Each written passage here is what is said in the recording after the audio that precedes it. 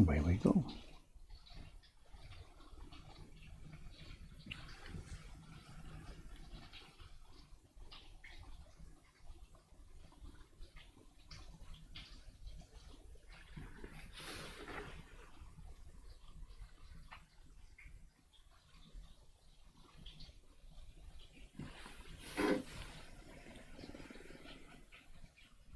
Well, I can't tell.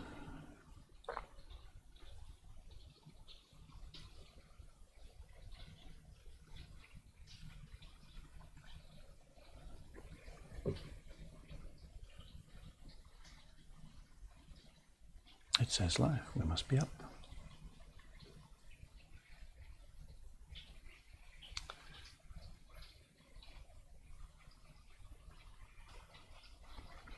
I thought I popped out the chat already. I guess it's not working. No idea why. Here we are.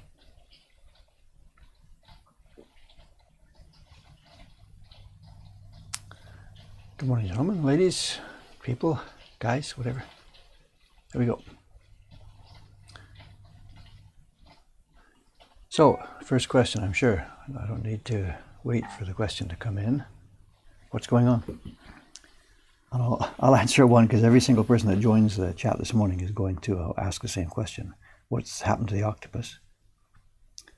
The octopus is still here, no problem, but I'm taking 1 or 2 days off from that work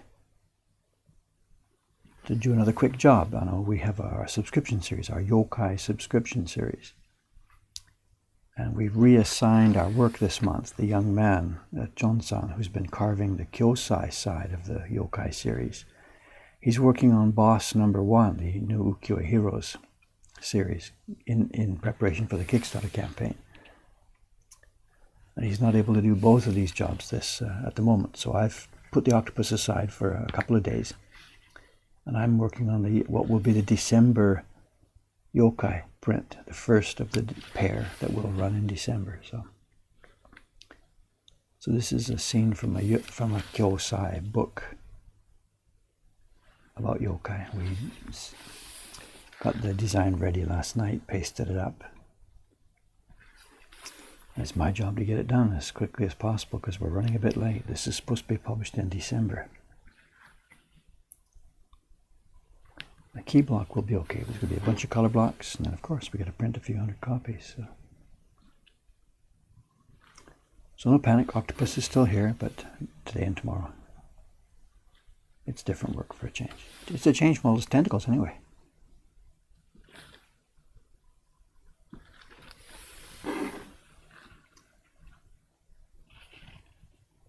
Instead I get skulls.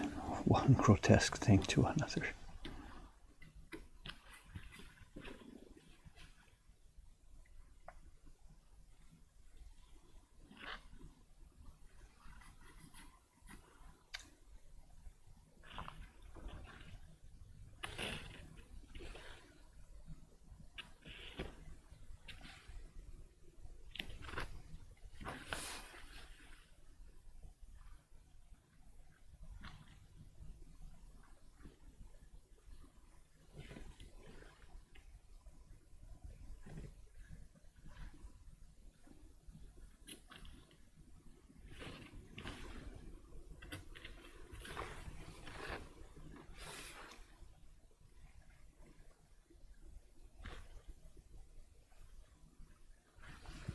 Look at this, so busy already. Good morning, everybody. I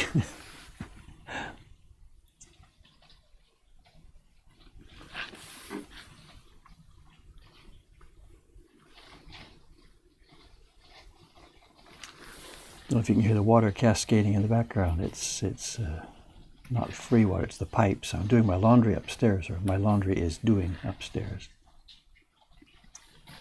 And the pipes come right by my bench here. So.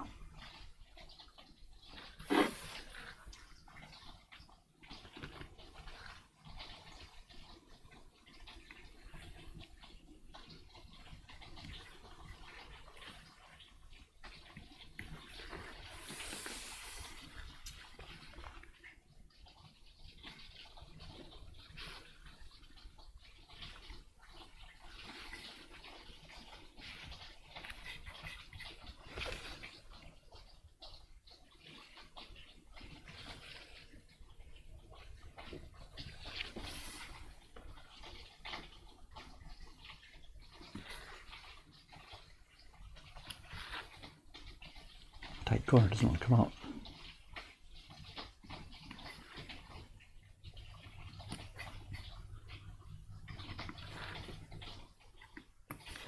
Got it.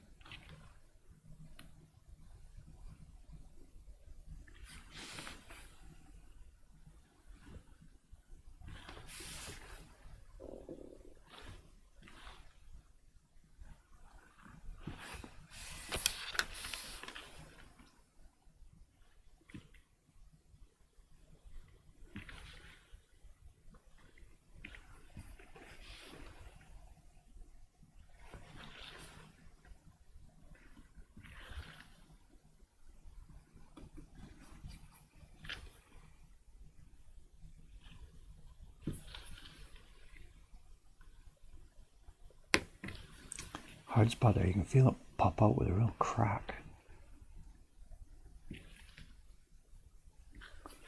That was hidden, that one too, didn't see that coming.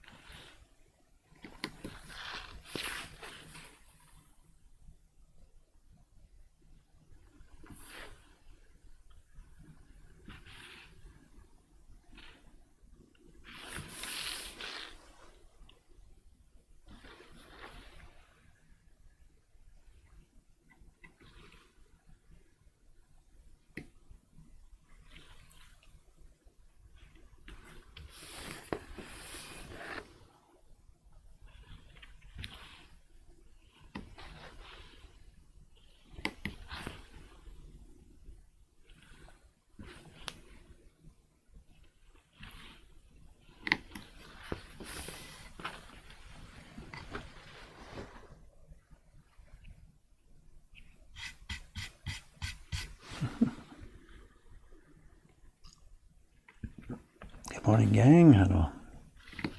Never sure what word to use. I was saying hello, guys, the other day. That's wrong, of course. Sorry. Don't know what. Hello, everybody, I guess. Hello, everyone. That's the word.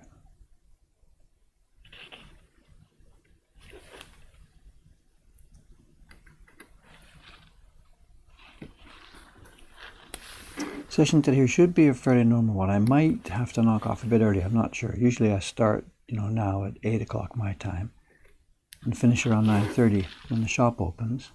We'll probably be doing that today, but we have a lot of reservations today. There's lots. I know, about 15, 16 people in for print parties. And one of the staff here is not so experienced, so I'll be on heavy print party duty today.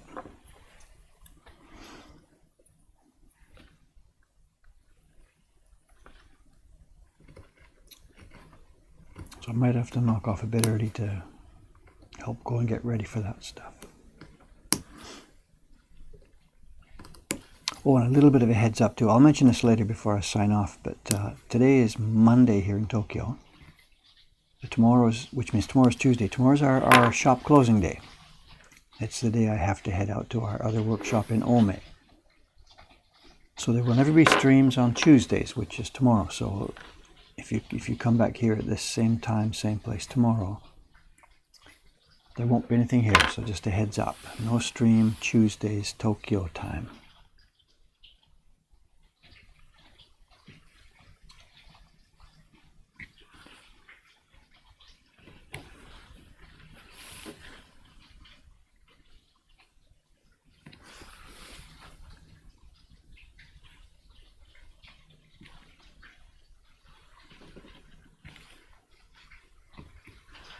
I say head out to our Ome workshop. That's actually my home. I get there once a month or so. Actually, it's been way over a month since I've been there.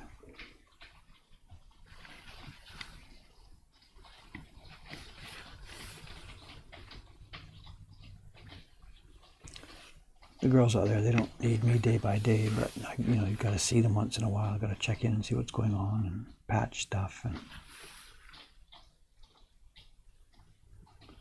they're having trouble with the water heater.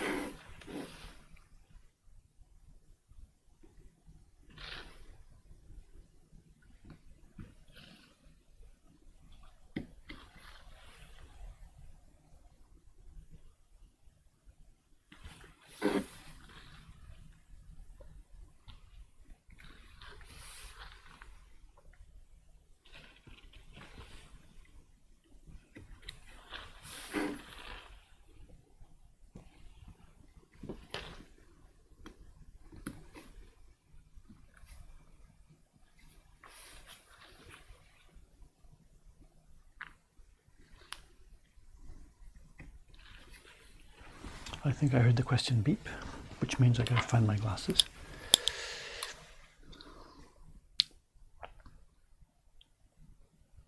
Oh, talking about the paper. Big news on the paper. But first, what's this question here? Are we taking on any apprentice carvers? I don't. Where to get started? I don't know.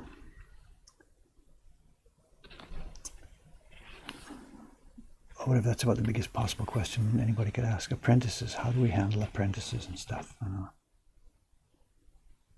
Because we are still so very, very small, there's only me sitting here actually in this room carving, and there's 2 printers now upstairs. We've lost 2 of our 4, and we're down to 2 now upstairs. Kanai-san's off pregnant, and now Ayumi-san is gone. So we're so small, so we don't have any structure in place to train people. Training isn't just a matter of money. Somebody yesterday said, Dave, activate the Twitch subscriptions, let me pay, and you can use the money to train people. I know many people are suggesting this. It's wonderful. Thank you for offering the support and suggestions, but it's not a question of money. At least at the moment, right now we're doing okay for money. We're selling well, revenue's pouring in, the prints are flying out, the Patreon is really helping. It's the reason I'm here at the bench right now. Money's not the problem. It's that when somebody comes in here, because we don't have a strong stable of workers busy all in the room, all across the room, we have to sit people down and teach them stuff. Now, in the old days, an apprentice or a beginner worker came, just sat in one corner of the room, and there's a hive of activity going on. And he just fits in. People maybe chat with him, explain this, explain that, or he just watches what's going on. He's given a job and he figures out how to do it at a simple level. We can't do that. Somebody comes in, they sit there, they don't know what to do. We have to show them. This is what happened to me 5 years ago. I took on 5 people over the course of a few months, for the 5 women. And it destroyed the business. I was totally unable to do my own work. My subscriptions fell way behind, revenue collapsed, and I had to announce that I was shutting it down and laying them off. Then Jed's business came in, a different story. But right now, I'm in no position to take on anybody who is a complete beginner. So it doesn't matter if some genius, whatever, walked in the door and said, teach me how to carve. There's nothing I'd be able to do about it. And it's a real conundrum for us now, because now that we've lost printers, we really need to get more printers started. The question specifically asked about carvers, and actually right now we're okay for carvers. There's 4 of us now working here full-time as carvers. There's me. Well, I'm not a full-time carver, but there's me. We've got Kawasaki-san, who is living down in Kobe. She started in a workshop in Kyoto. I don't know what it was now, 15 years ago, longer? That workshop collapsed, ran out of work. So after about her first 3 or 4 years, she was out in the street. There wasn't any other work around back then, so she quit the business. Went to work, I don't know, 7-Eleven or something, no idea. A long story short, when we started to come back to life after Jed's work came along for us, we were hunting around for people, got her name, made her an offer, she came back, and she's now working in her home. She does all our subscription prints. Nearly all of them. I'm doing one of them right now, but she does most of them. Then we have the young Chinese boy I talked about. I keep mentioning him here and there. He's not a legal resident in Japan yet, so I can't actually hire him legally. He does a bit of work for us, back and forth, back and forth. He's back off to Hong Kong. He's leaving because his tourist visa ran out this week. He's going to take a block with him and carve it back in Hong Kong. He's working on Boss Number 1. The new series. Then we have one of Asuka Sensei's young proteges, Asuka Moroharu-san, a friend of mine who runs a training workshop here for people who want to do printing as a hobby and stuff. But among his hobby students, he's got a couple who are really serious, and one young woman, Yumi Nagao. has got really good, and she's now working on another one of the Ukiyo-e Heroes prints for the Kickstarter campaign. She's working as an outside hire. So for carving right now, we're actually looking okay. And my problem is finding printers to replace Kanai-san and Ayumi-san, who are making babies.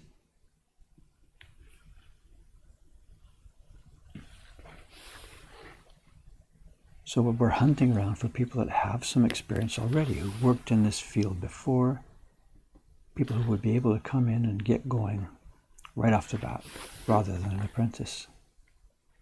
And then if we can build the workshop back up, if I had maybe another 4 printers working here, then we can think about taking on an apprentice type person, someone who's never done it before.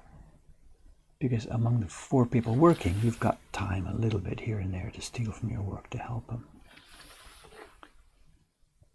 Well, sorry, long rambling answer, I'm sorry, but the point being right now, we're all so desperately focused at our benches, we can't even look up. So to help a new person, out of the question.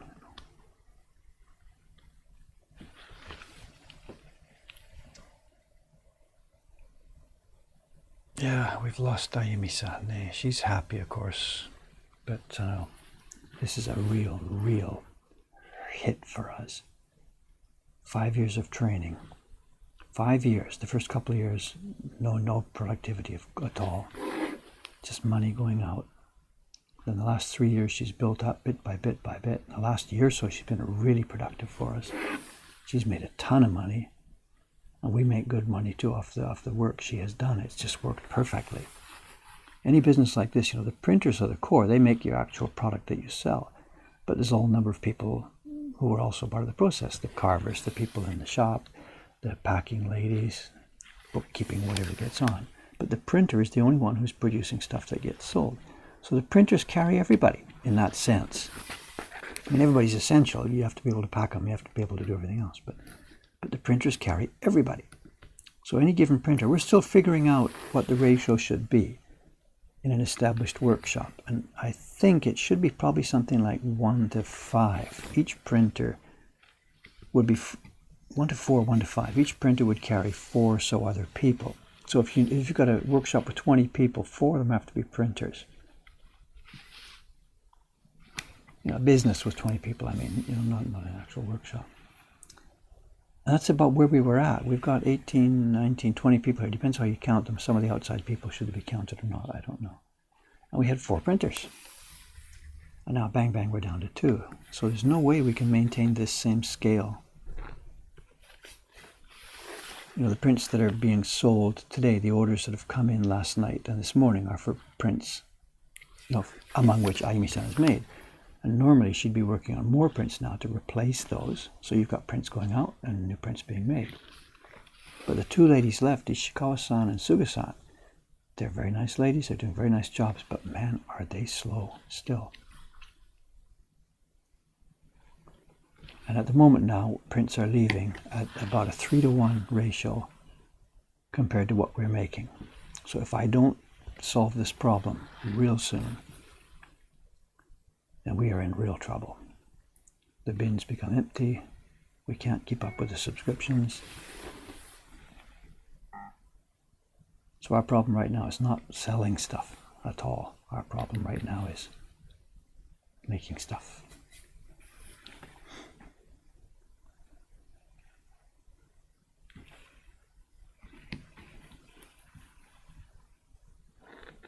Somebody's asking, when are these women coming back after babies? Why don't they, come back after a few months? That's not the way most Japanese do it. They're gone. Kanai-san's had her baby. It's a year, just over a year old now. She's, in her mind, she's a mom. She's not a worker anymore. I don't know, when the kid goes to school or something, she'll think about coming back. I don't know. Have another baby, I don't know. No idea. They're gone.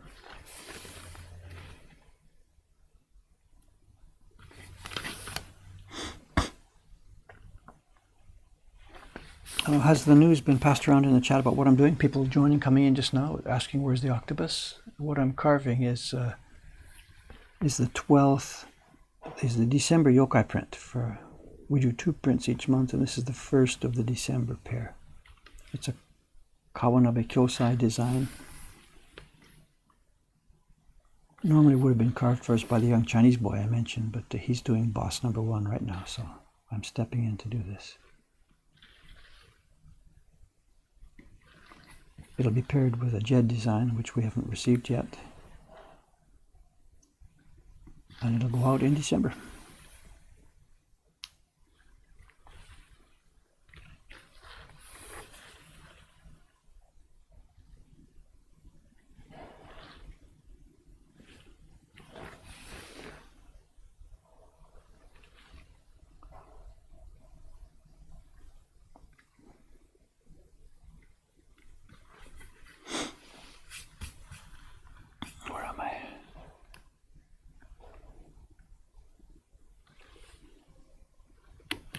A frantic design like this, full of all these little dots and lines and stuff, it's almost impossible to keep a mental track of actually what all this stuff is. You know, when I'm on that octopus print, I know where I am and I know what's going on. But in a print like this, you know, this thing I'm carving right now, what is it? It's, you know, some kind of neck bone for the skeleton, but I can't see that at this scale.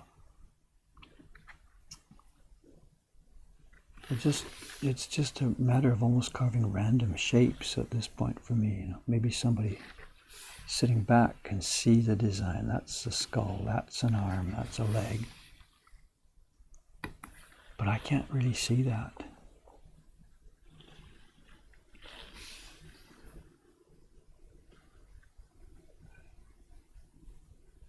What's this? Oh, it's a rib, I think. You can't tell, you know.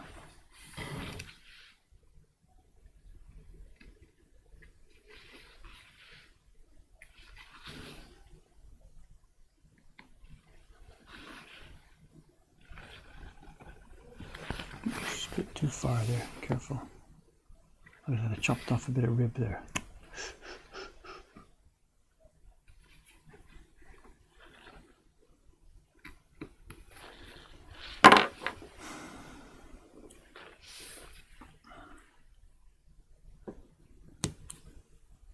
Actually, continuing on that ramble about the Apprentice and stuff, there is something happening today. Today, there won't be an evening stream leaving. Usually there's a stream at 5:30 Japan time. There won't be one tonight because we've got a visitor. I mentioned before about that carver, Kawasaki-san. She had quit the business, and then we finally convinced her to come back. It took some convincing, but we finally convinced her to come back. This evening, there's a visitor coming at 5:30, and this is a young man who was previously a printer. I've been, since Aimi-san gave me her bad news, I've been scouting around trying to get something going. And we got a visitor at 5:30 today who used to be a printer. This is not a done deal at all. No, not a done deal. There's questions on both sides. He used to work in a really quite old-fashioned workshop. The normal workshop, but run in an old-fashioned way. And he started as a normal apprentice. This would have been about, 10, 12 years ago. And he got, to my mind, unlucky. The workshop he was in was run by a guy who really does things the old traditional way, in the sense of the master. I don't use the word master because he wasn't a good printer, but the workshop owner, when he had been an apprentice in the immediate post-war years, he'd been just abused beyond belief. I don't mean physically abused. I just mean, they didn't treat him like a human being. Just that's the way it used to be done. Just no friendly environment in the room. Just grunt work and sit down, shut up, and do your job. And just they abused me when I was a kid, so I'm going to do the same to you. Go and grab the tea and whatever. So this boy came into a workshop that was absolutely no fun, and it was also a workshop that was not doing any work that actually would have been interesting. For example, they used to do woodblock printed first day covers. For people that collect postage stamps, they want what's called a first day cover. When the stamp is first issued, it gets a postage mark of the new day. And you collect these things. It's a big deal among stamp collectors. But some stamp collecting supply company had the idea of making woodblock printed first day covers. So no problem, great, happy for everybody. Work for the printers, work for but they cost like $1 each. So the workshop that prints them has to do whatever the numbers were, 3,000, 4,000, 5,000 of these things for like $1 each. And they were slapped together in such poor quality, and it's due tomorrow, and it's 3,000 copies, and just get going. And so the printer just had to close his eyes and say, "Oh my God, look at this mess," and just close his eyes and send it out. And the people that were receiving it, they don't know. You have to show people these days what's good and what's bad about woodblock prints. If you don't tell them, you don't show them, just people simply don't know. So at our end, because we're not trying to do high volume junk quality, the prints are a better quality.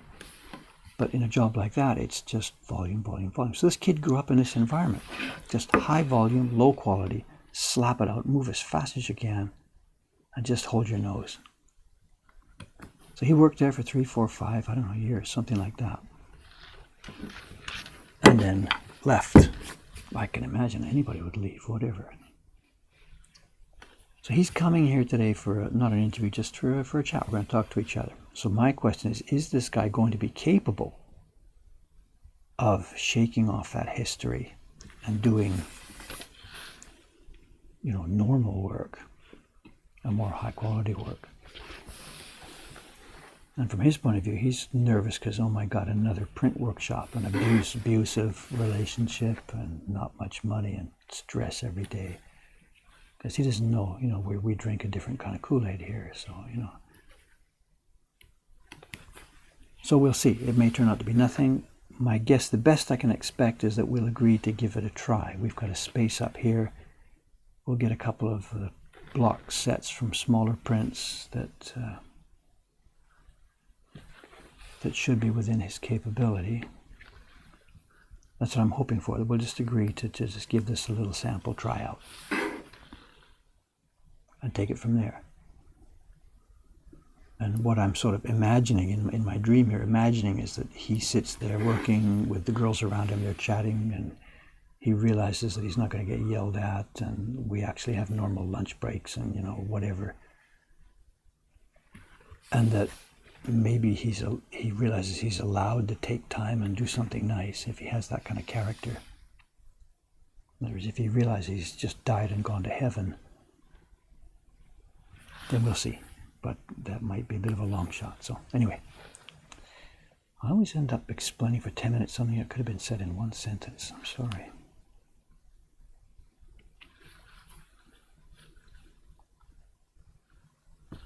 Young boy's coming here tonight for an interview about becoming a printer.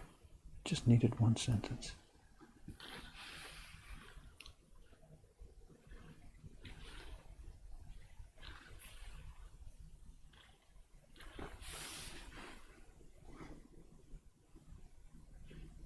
The hard spots here.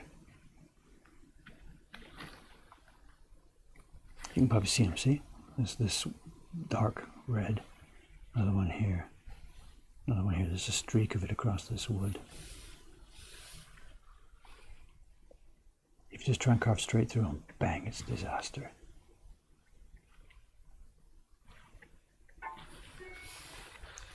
There's the question sound again, but just a minute, let me get past this hard spot first.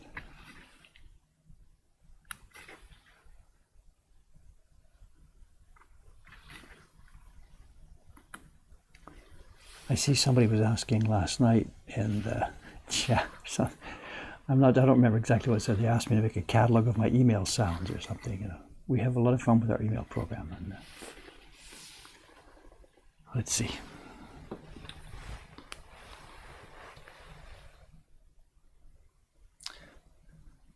Can I come and work for you? Everybody just yells at each other where I work.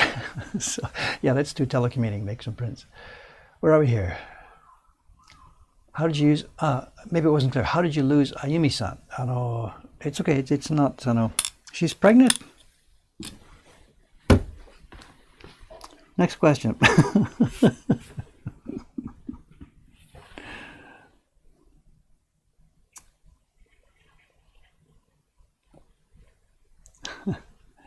I should have known, she got married last year, and the reason why this is sort of a surprise, I gotta be careful how much privacy, whatever. it's okay. I think I can mention this much. She got married last year, so of course I asked her right away. Ami-san, should I, plan for your departure? I think I'm okay in saying this much in public. She said, no, don't sweat it. We're years away from that, is what she said at the time. And let's just leave it there. I don't know why I'm laughing. God, this is such a huge problem for us. 5 years of trading. She's doing the Heroes prints for us here. She's doing all the Shin Hanga prints, the Doi blocks, the blocks from the Doi Hanga company. She's the only one of our staff that can do those. She's the only one of the in-house staff that can do the level of Heroes prints. She's the only one of our in-house staff that can do stuff like Fuji from Tago Bay and some of the prints we've got for sale in the shop here, stuff like that. The other two girls, Ishikawa-san and Suga-san, they're doing things like the Yokai series and Chibi Hero series, portraits prints, the subscription sets. But Aimi-san has been the only one of the in-house printers here who can do those other jobs. So I'm floored, just absolutely floored. And I'm in deep trouble right now. The Kickstarter campaign starts next week. Doi Hung is asking, which one do you want to do next?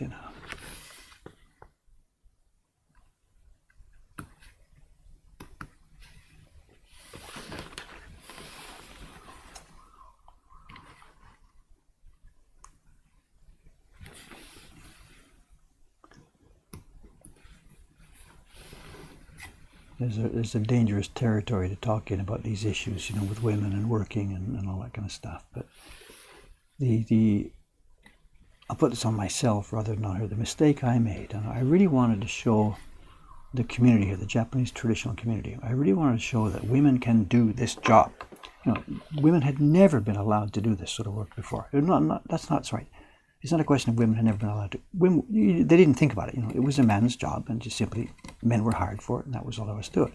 I don't think it was discriminatory. It was just the cultural practice. In any culture, there's jobs that have been usually just normally men's work, and there's jobs that have been women's work. Whatever. That's certainly in the era I grew up. Whatever. So whatever. Roll forward.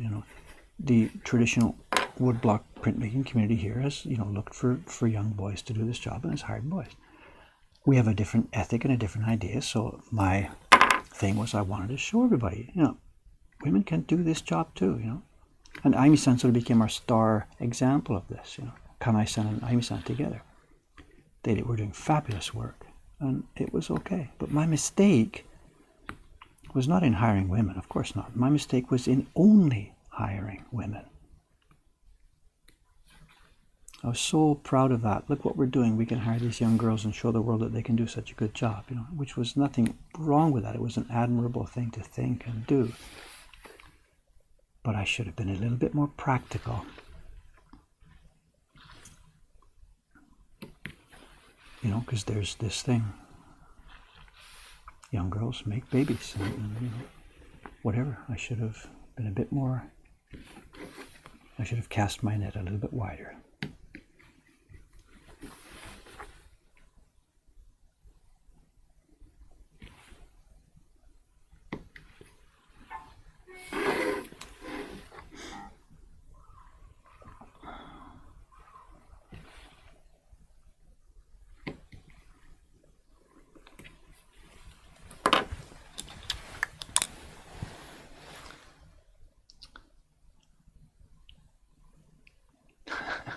Dave's reading chat more often. Whatever, it seems like it's not too busy there this morning.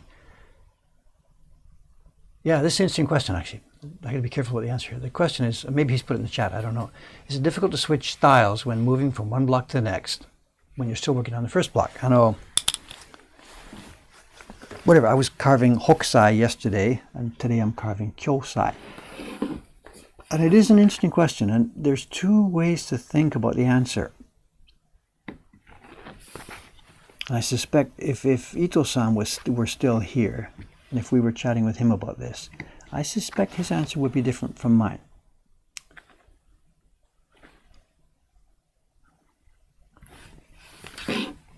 First up, actually, hokusai and kyosai, they're not all that different, actually. Kyosai followed hokusai a bit, was clearly a similar character. very energetic, powerful, small, jerky brush strokes. And if you were showing me any given centimeter of one of these blocks, I'd be thinking, who's that? That looks like a bit like Hokusai. Who could that be? Kyosai? I don't know. So in this particular case, from that one yesterday to this one, there's not a whole lot of difference. But the traditional carver's mindset on this would, I think, be just carve what you see. It doesn't matter who wrote it.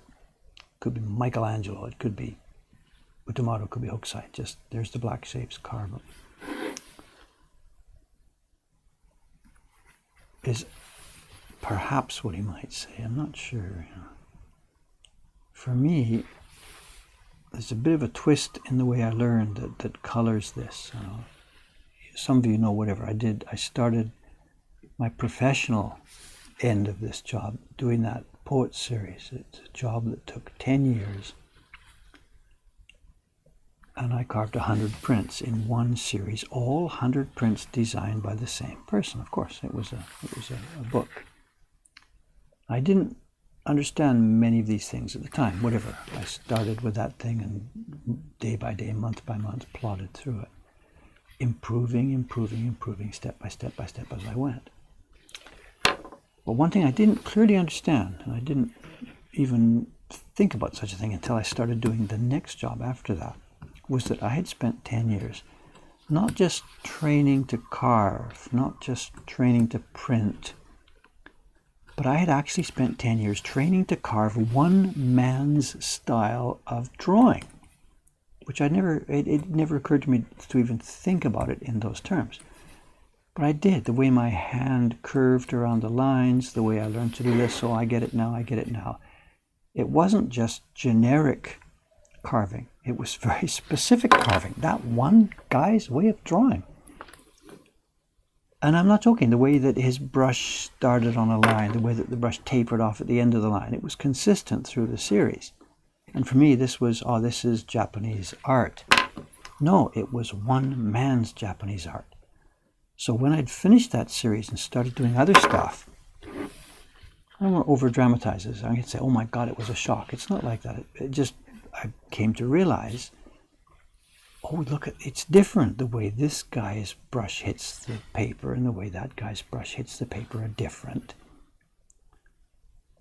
And it was a real eye-opener for me. And part of the thinking of this is the work I chose next after the 100 poets was specifically to give me different experience at everything else under the sun in Japanese printmaking. This was the Surimono albums, 50 prints from 50 different styles and people and types and techniques and whatever. And I started that because I had come to understand how crippled my training had been by doing just one person. And I went right the other way. Let's do 50 totally different things. And it really worked. It really worked.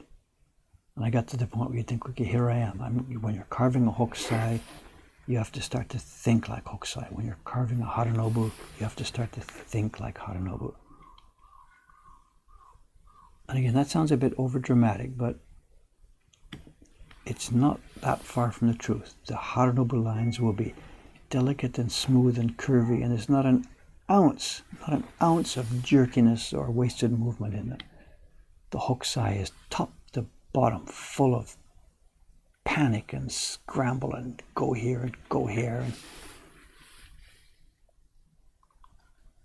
And yeah, you carve them differently, In many cases, you'd even sharpen the knife differently. The angle of the cut here, if I want to carve smooth, long lines, I'd carve the knife so that more of the knife was in the wood to help me stay smooth and stable. On a block like this, which is full of jerky, herky, cut here, cut that way, cut this way, you can never keep too much of the knife in the wood. You just break it off going around all these corners. So yeah, it's all different,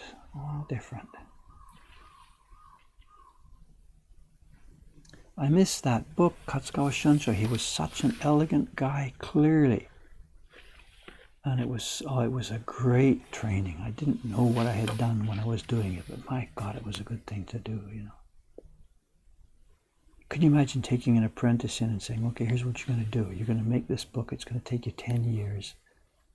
And at the end of it, we'll start the real training. That's actually what happened to me. I made the book and then started my real training. But can you imagine saying something like that to somebody? But that's what I did. I gave myself, without knowing it, I gave myself the kind of training that you couldn't ever possibly imagine giving somebody. So lucky.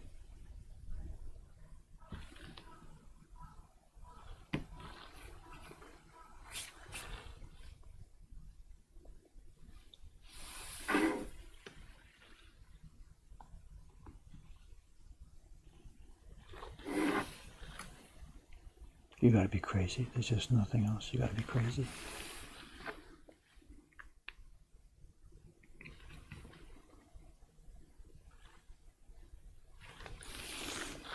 A bit tight here in this corner.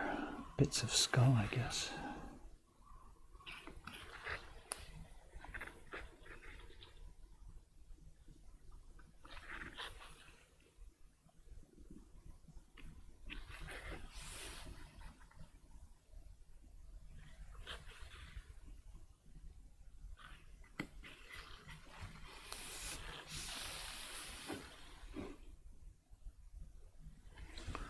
Gotta remember to copy some of this stuff so I can catch it later. I still don't have a chat reader, separate chat reader lined up.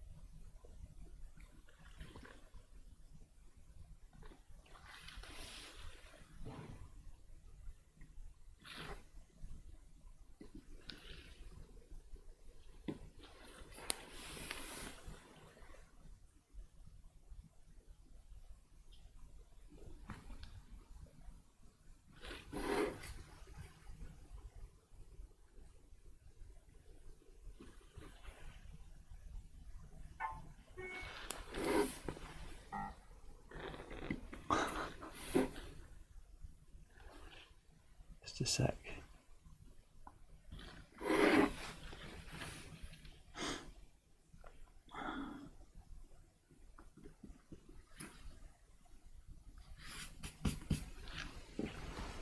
Glasses on, glasses off, can't be helped. Questions. Here we go. One more.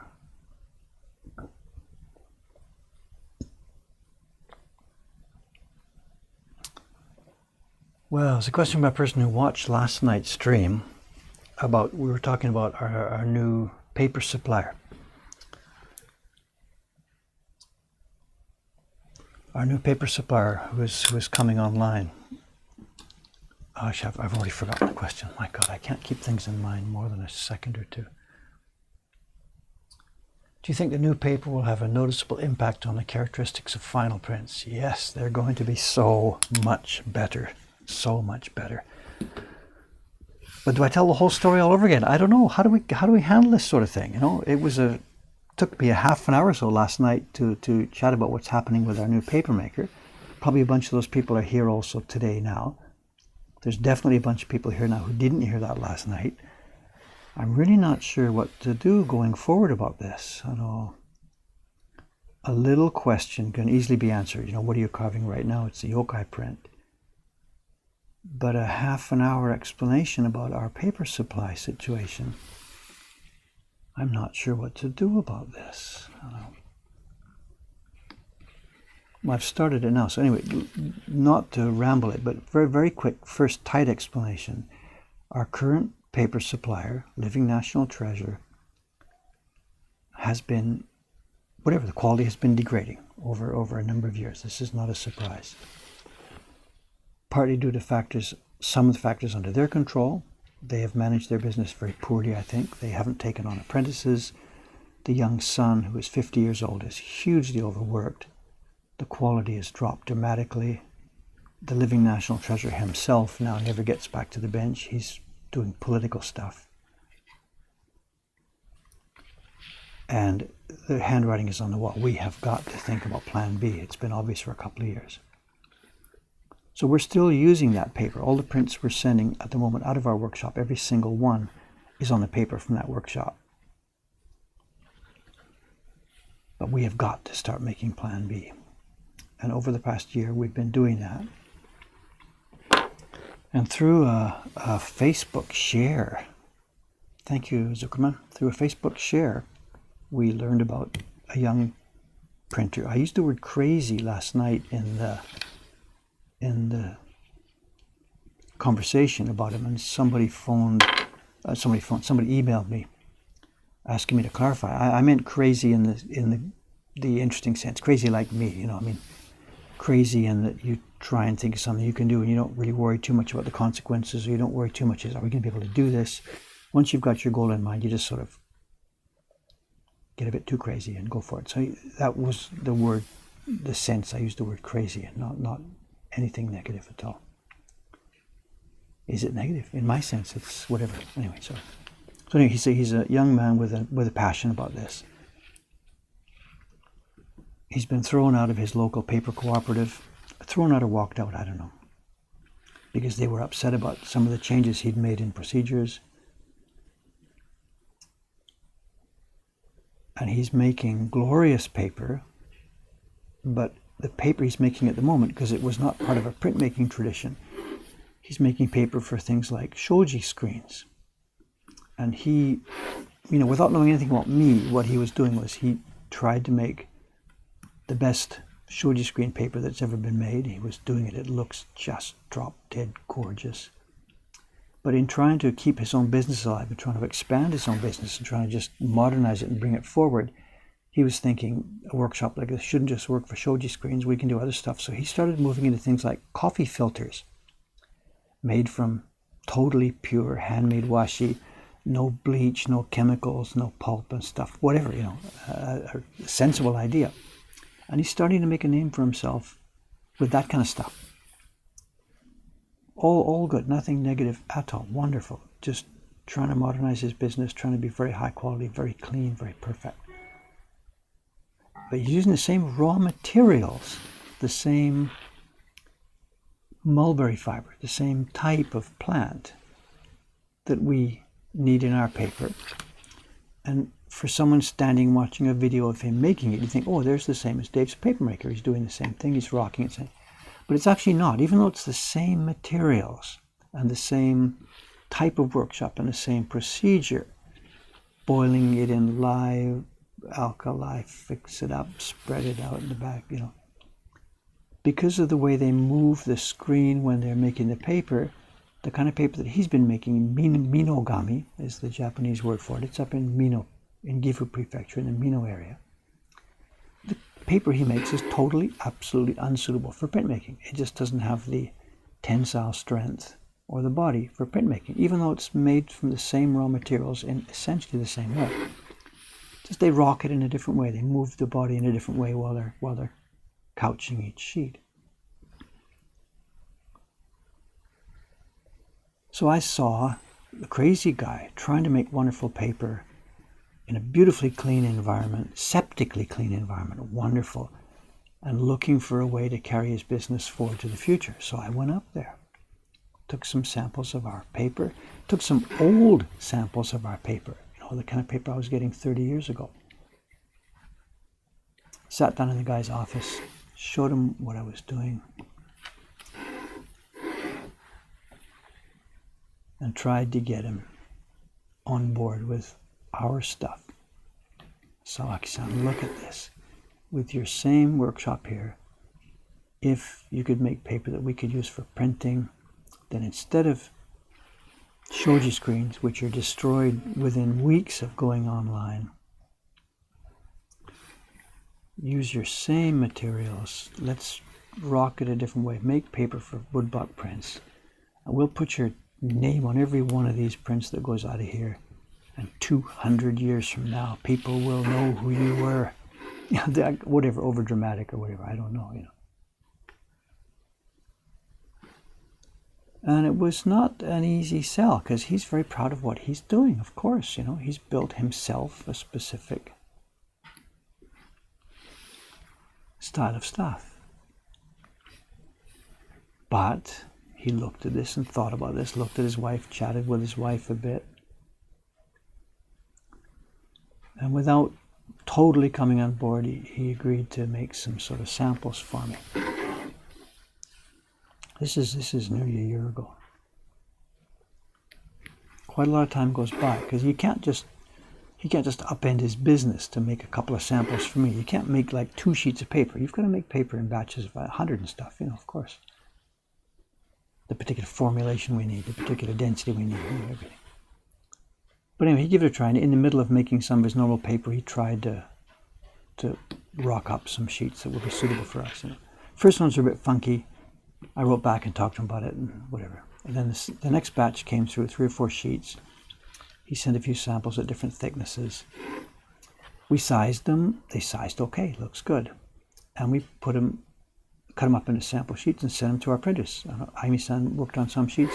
Kubota-san, the old craftsman from the Adachi workshop, who's now our #1 outside printer, sent it to them. And I sent it to Kubota-san. He's older than me. He's about 69, maybe 70 now.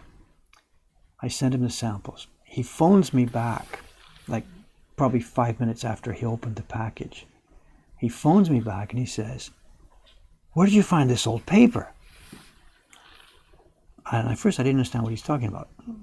Kubota-san, what do you mean? Is there a mistake? I sent you some samples of new kind of paper we've got. And he doesn't know what I'm talking about, because from his point of view, the paper in that package, in color, in tone, in body, he held up the light and looked at it. He said, "No, this is old paper. This is like I used to have when I was younger." Well, where did you find this?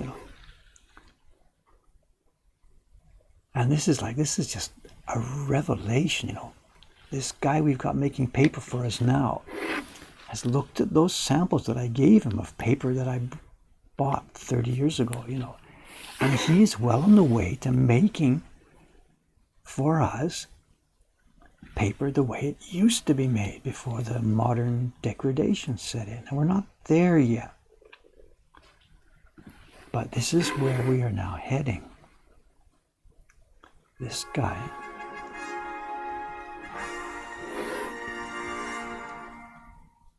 something from the shopping cart. Large order, small order, I don't know. They all get the same thank you, congratulations message here. You can't hear it, but every time you order something, that's what we hear. Sorry, digression.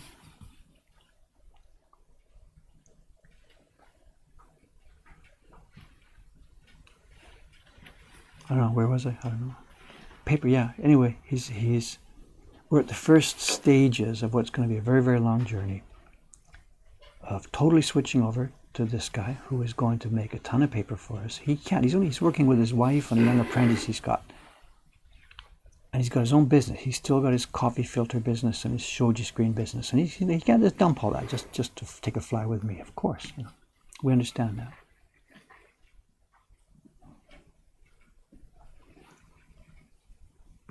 But he's excited because we're excited. And he and I now are together at the very first steps of what, if it all goes well, will be a revolution in the way that printing paper is now made here. Revolution is partly going back in time and partly going forward, because I can't just leave it there. We're not just going to replicate the old paper. He and I are creating a new kind of paper. It's going to need a new name. It's not Minogami anymore. This is not Echizen Hosho. It's a new kind of paper with the old materials rocked in a way that is perfectly suited to making good woodblock prints that will last for hundreds of years.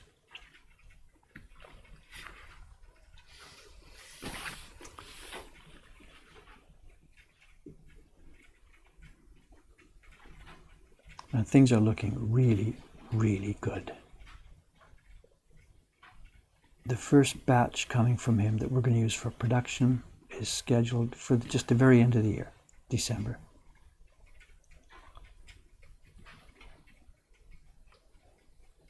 And then we take it from there. I've given him a commitment already for, I don't know, tens and tens of thousands of dollars worth of paper if we can get the material, if he can figure out how to make it, if he can find another apprentice. In last night's version of this story, I emphasized a couple of different things. The mulberry supply is a huge factor.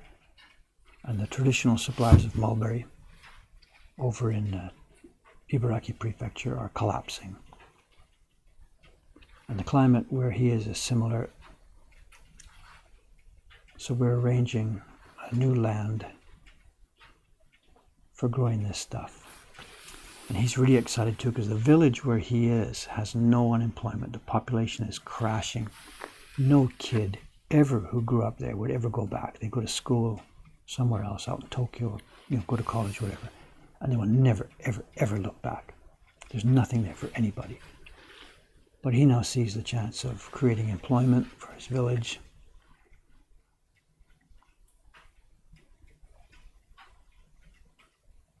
It's a win, win, win, win, win all around if we can hang it all together.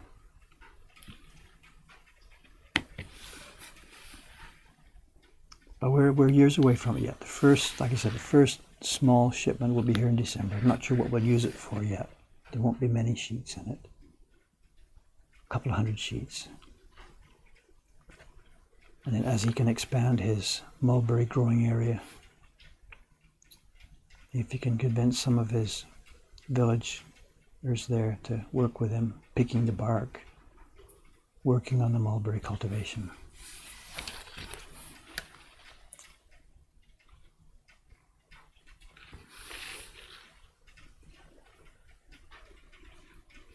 This was all supposed to be top secret. I guess it doesn't matter.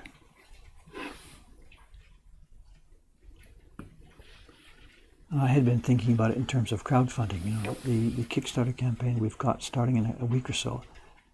We've been idly preparing it for about half a year, and the original concept of this campaign was going to be to help raise money to buy land for mulberry for this project. But as I was talking about last night's on a stream, he won't let me do that.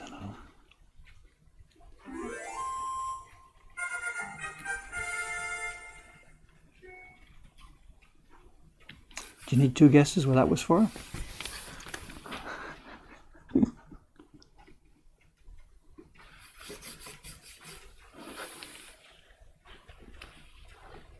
No, he won't let me buy the land. We wanted, we were thinking a Kickstarter campaign, take the video up there in the mountains and show this old, there's a huge area of the village behind him that when the population was much bigger, the mountains had been cleared and they'd been turned into stepped platforms of, not rice cultivation, but this was for vegetables. So they were quite wide areas in a stepping down, down, down, down, down. And it's been totally abandoned. There's brush growing on it. There's trees in some places. It's just totally abandoned because of population decline. And it's perfect. It's just got the right drainage, the right sunshine. It's just perfect for doing the mulberry. And I was ready to buy it or lease it or do whatever. It would have been a great Kickstarter campaign. Come and help me buy this mountain and we'll rejuvenate papermaking. I mean, not making up the story, it's a real story. But as I said last night, he won't let me do that. And I get it, you know, if I did that, I would own the mountain, I would own the source of supply, and I would have him by the balls, you know. And he doesn't want that situation. He's a really nice guy. We had a funny, laughing, joking, back and forth conversation, you know. We want to be in business together, we want to do this together, but you also have to think about your own business interests and, you know, your own guarantee of your own security. And he didn't want to be tied to me, just to me. You know, he didn't want to be Dave's in-house custom chained to the wall papermaker. Of course not. You know. Of course not.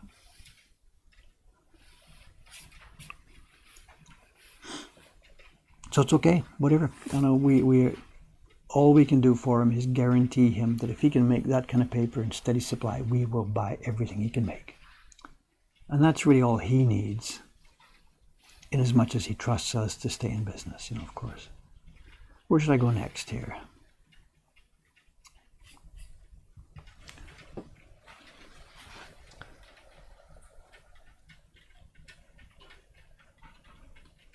Mulberry, nay. Can I take a quick moment? There's an old blog post.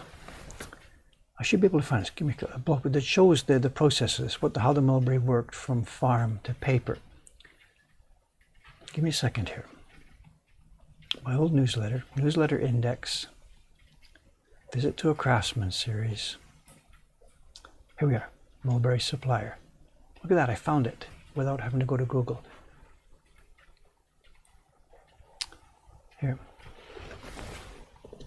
Here's a view of how the mulberry planting works. Bingo, participate in my own chat. For the first time last night, I think I did that. The one you're seeing there is gone. That guy's out of business. That farm is long closed.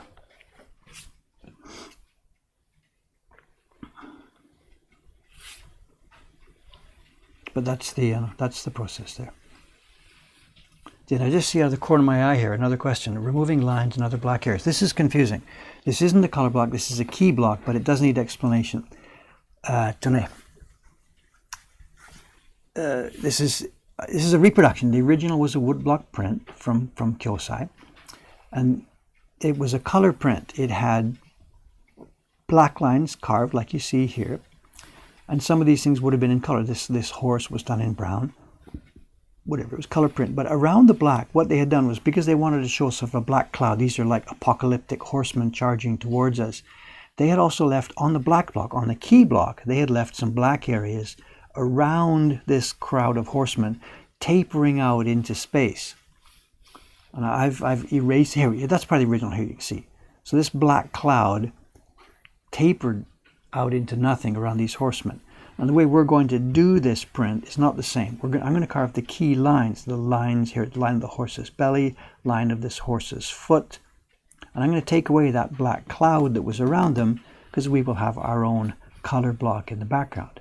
Maybe that'll be black, I don't know, it's irrelevant at this point. So yeah, it's a bit confusing. I carved this line, I left this line on and took that line off. So sorry about that. So I'm simplifying his image at this point, just to keep the actual key lines and get away with that black cloud. So yeah, it's real confusing if you don't know what's going on. So this is what will be the key block. And once it's done, we'll be doing a normal set of color blocks for it.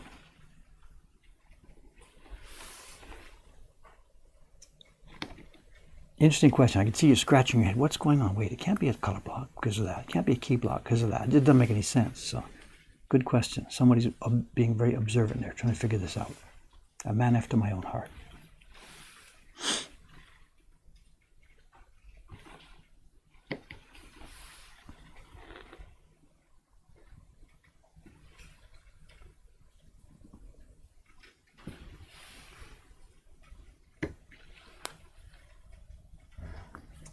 I gotta watch the time, you know, today is going to be a crazy day in the shop. The schedule today looks like the kind of schedule we had back in the middle of April and May. It's not supposed to happen like that here in August and September. We're going to be run off our feet.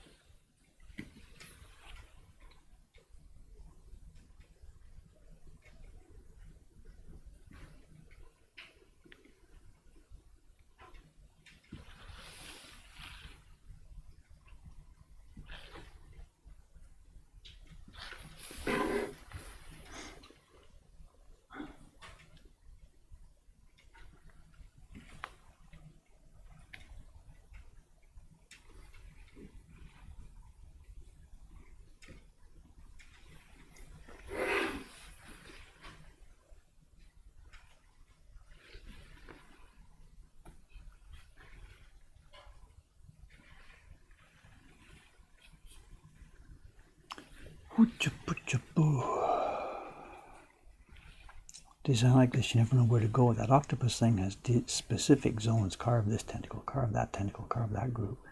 This one just, I don't know, it's just wide open.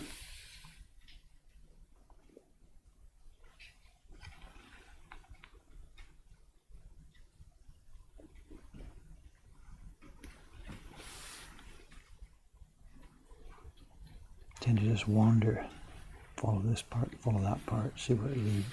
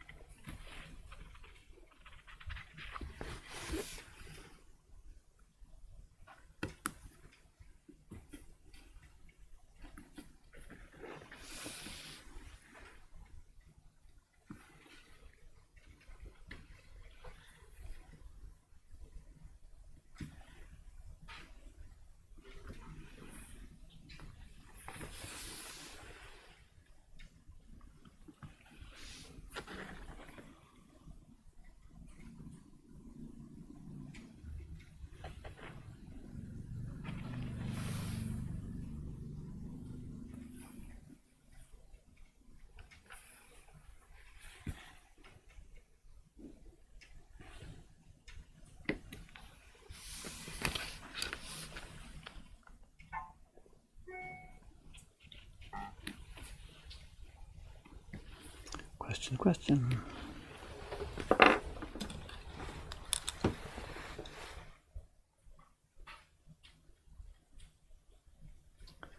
In the stream, we talk about automation, lasering, CNC. We talked about that a lot last night. I put some links in last night's one to a French guy who was doing laser cutting.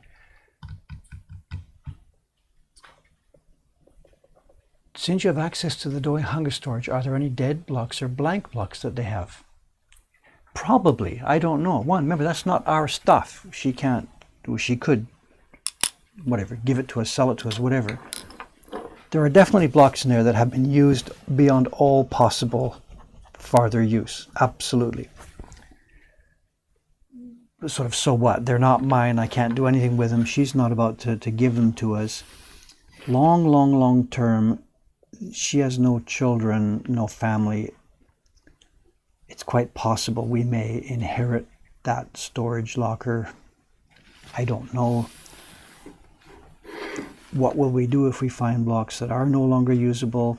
I suspect they'll go into our own collection. You know, we've got our own print collection, sort of semi-museum collection. And for the future Mokuhankan, as our own business gets more stable and more established and, you know, a few more employees here, we definitely want to have our own, not museum, what's the word? I don't know, whatever, exhibition corner where we show stuff. So blocks like that from that Doi collection would end up in there, I think. So if you're thinking that you might like to buy one or something, I don't think I'm going to be able to help you, but we'll whatever, we'll see. Old blocks too, they come up here. You know, if you, Yahoo Auctions is the main auction thing here in Japan. There's no eBay here in Japan. They tried and gave it up years ago. And on Yahoo Auction, used old wood blocks come up all the time. Every day, there's new people putting them on. They're nearly all blocks that they found in a temple or something, which have scripture or prayers thing or thanks for visiting this temple or whatever.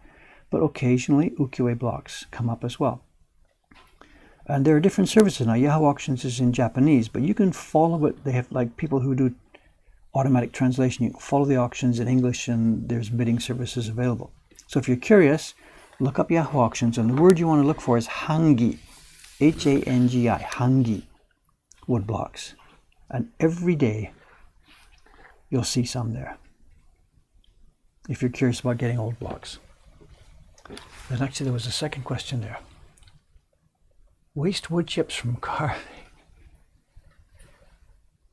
Yeah, waste wood chips from carving. I got in trouble with that years ago. I know. For me, there's so little volume of them. No, we just sweep them into they just get swept up with the sweepings on the floor. You can see the scale of my work. You know, there's tiny little shavings coming off each day. The real interesting waste from cherry blocks came from Shimano-san, the block planer. He's dead now, so this is a dead story. But the guy from the block planer, he's got these big slabs of cherry, cuts them down to thickness, planes them. He had a ton of wood shavings from cherry.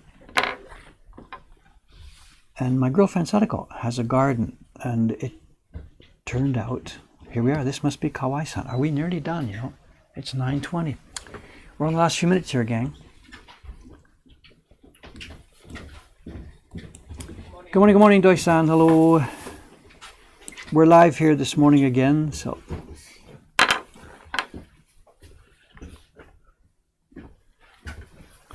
how are you? Good morning.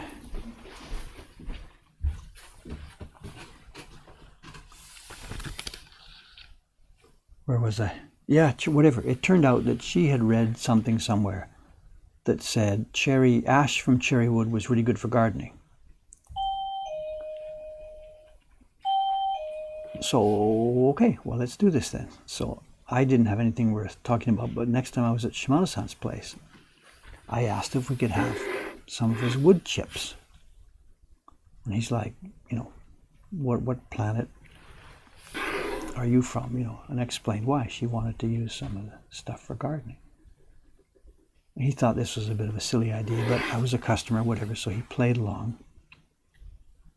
And we got a shipment, you know, a bunch of cardboard boxes full of cut off cherry wood chips, you know. And she tries it. She puts it in, you know, in a pile, burns them up, and gets in trouble with her neighbors, and whatever. The story goes around and around and around. And what I had done too, I had got in trouble with Shimano-san.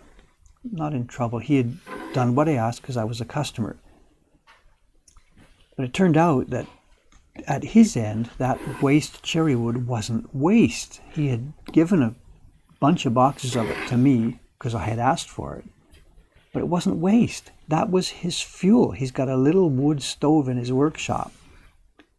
And he had sent to me whatever was going to fuel it for the next week, you know. So, I don't know. I don't want to exaggerate it. He froze to death for a week because of my, you know, whatever. I don't know how far it went. But my point was, it wasn't waste. It was used. He He's in the middle of this old workshop. He's got a little wooden stove, and all of his offcut material, everything, went into the stove. So I guess his wife had phoned Sadako or something and said, please,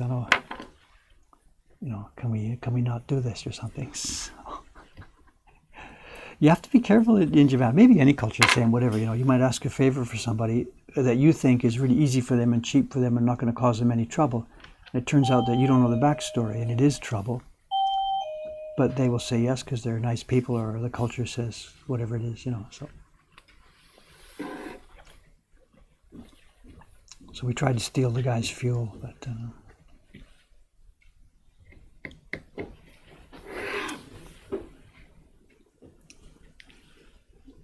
okay, gang, I really do have to get running now. I'd like to grab a cup of coffee, brush my teeth. People are coming at 10, and we're just going to be doing non-stop print parties today, and they're all full house print parties. It's going to be a very, very exhausting day.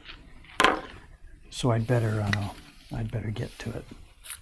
Here's this picture. So to recap again about the schedule, today is Monday morning session. There will be no Monday afternoon session today. Let's put the camera up. Sorry. There will be no Monday afternoon session today because I've got a guest coming talking about printing. Tomorrow's Tuesday, it's our closing day, so there'll be neither a morning nor an afternoon session. So the next streaming session now is going to be the one Wednesday morning. Yeah, 2 days from now. This session, not Tuesday, but the one on Wednesday, 48 hours from now, minus the stream time. As always, I'll read the chat stream later. If you've been talking and having instant conversations, I'll join in my own time reading later. Thank you again for watching, and this is really good fun for me, and I hope you guys are learning or having fun or doing anything. Signing off, see you in 2 days. Thank you very much.